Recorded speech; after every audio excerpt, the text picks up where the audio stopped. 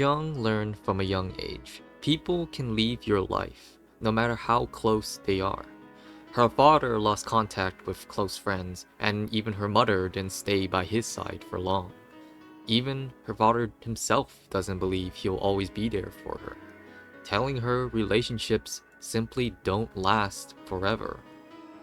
Jung took these words to heart at school, ignoring other students who tried to talk to her, since even making friends is pointless when they'll just leave her eventually. Which is why her encounter with Xian Aoqing is so strange. A girl who would not leave her alone.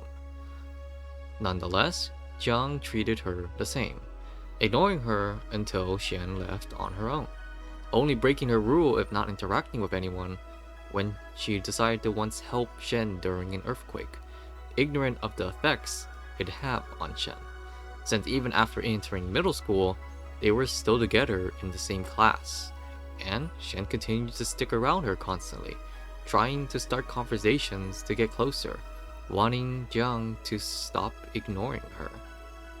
It was only when other students started hanging around Jiang that Shen stopped appearing as much. Though those other students were vapid friends, as expected, Jiang knew everyone would leave her. Yet for some reason, Shen still remained. Jiang even started noticing her in places like test rankings. They even ended up in the same cutthroat high school, graduating from the same prestigious university, and even finding their way into the same well-established company. So many years have passed, yet Shen has always managed to be the only constant in her life, a testament against her father's views, making her believe again that perhaps relationships could last forever. So, everyone likes a good enemies to lover every once in a while, right?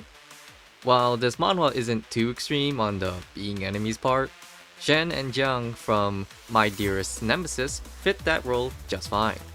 There's no high-stakes drama to be had here, just a mostly normal romance with a bit of saucy content later.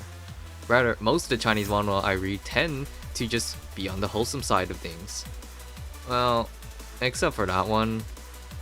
Or that one. Anyways, it's not to say My Dearest Nemesis has no conflict within it, but it's mostly just quite a healing experience to read. Given the more serious topics of trans, cheating, and misogyny from my previous videos, My Dearest Nemesis serves as a sort of palate cleanser, and quite a fun one at that.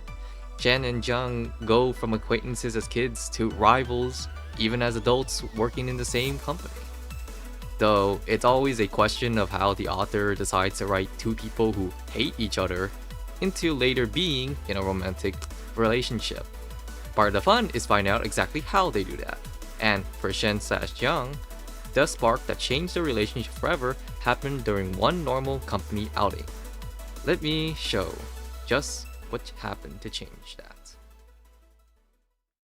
Now adults, Shen is the marketing department director, while Jiang is the operations department director.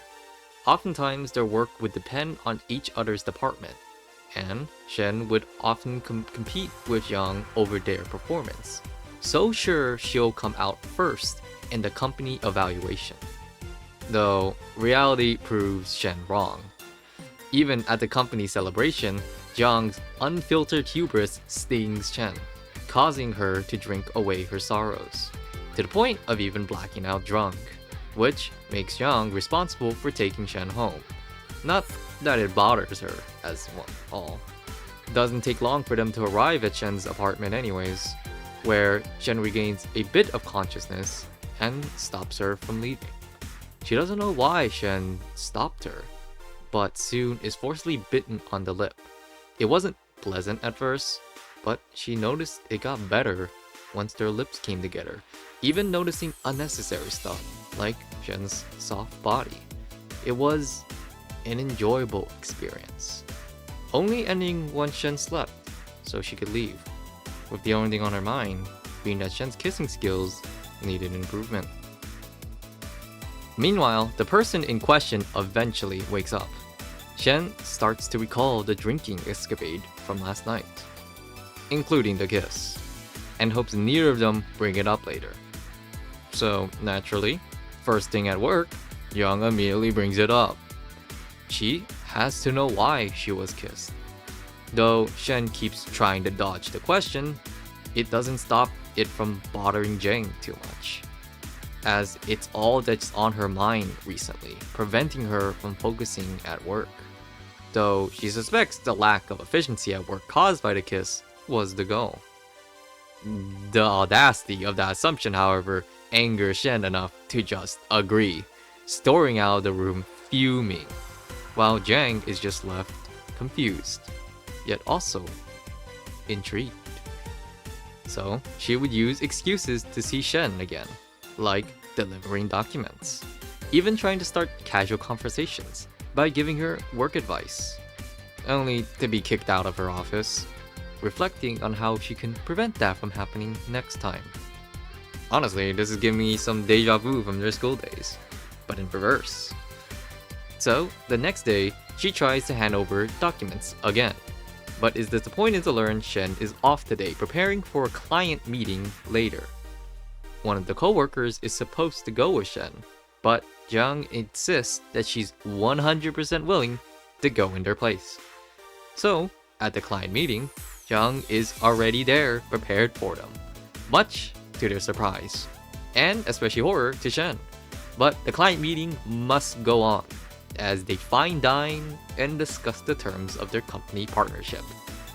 All in all, a successful business outing, leaving the lightweight Shen drunk again, and Shen responsible with taking her home again, as she lays Shen down on the couch like last time, checking if Shen will awaken like last time, almost like she's hoping for a repeat of that day. Since she was forcibly kissed once already though, she's allowed to do the same in return, right? Giving in to her own desires for it, enjoying that moment for a while, before leaving. Okay, hold up, wait a minute. I can give a partial pass to the incident the first time around. Jang was kissed first after all, but also didn't immediately stop it. So there's some blame to throw around on both sides. It's not a black and white case, sure. But this time, Jang, my girl, do I need to play the tea video? Shen is asleep. She can't consent to that. And I mean, yeah, Jung is like definitely coded to be on the spectrum. She sees things very literally while also lacking awareness of social cues, so she could very likely not understand her own actions as harmful. But that ain't no excuse for SA. Even if this trope of drunk romantic encounters are common, they're dirty. It's just not cool. Thankfully, the story doesn't do this anymore after, as Jung starts getting a bit more direct in her desires. So, morning comes and Shen wakes up, getting ready for work. She applies makeup as usual, only to be surprised to see she seems to have a smidge of lipstick on her already, and only Jung was close to her last night. The possibility eats away at her. So she asks, and got confirmation of her suspicion. Feeling bad, she must have forced another kiss without remembering. But Jung quickly mentions she doesn't mind being kissed. This new revelation changes things, realizing Jung might actually want her to kiss her. And after arriving at her office, first thing that happens is Jung visiting her, here to deliver documents once again. But the ball is in her court now.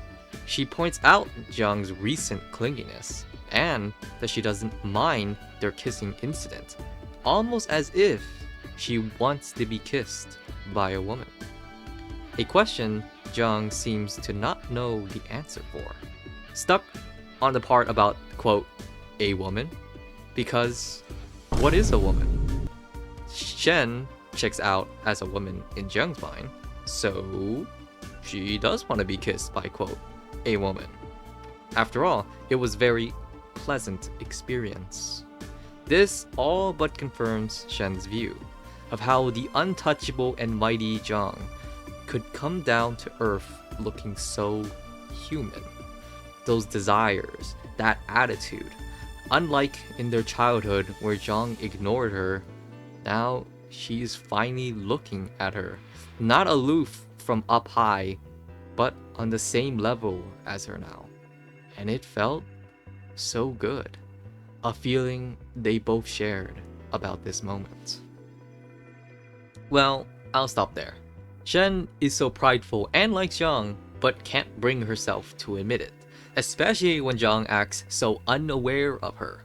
But with their kissing escapades, even Zhang's unsurmountable wall seems to be coming down and letting Shen in, as things are only getting more spicy from here on out. That said, my Dearest Nemesis isn't that long, as I already talked about like 25% of it, so if you want to know more, you could binge the story and read it all in one day, and it'd be as satisfying the whole way through. Though, there's no like official English place to read it. Rather, even the official Chinese site to read it seems to have removed it from their catalog. I don't know why. But I believe this manhwa should not be lost into time. If you know where to look on the internet, give it a read. It's very good. So, subscribe if you want to keep up to date to my Yuri recommendation duties of the week, and I bid you adieu. Oh, if you couldn't tell by the music still playing, I still have a Yuri meme to offer, so here you go. Enjoy. Bye.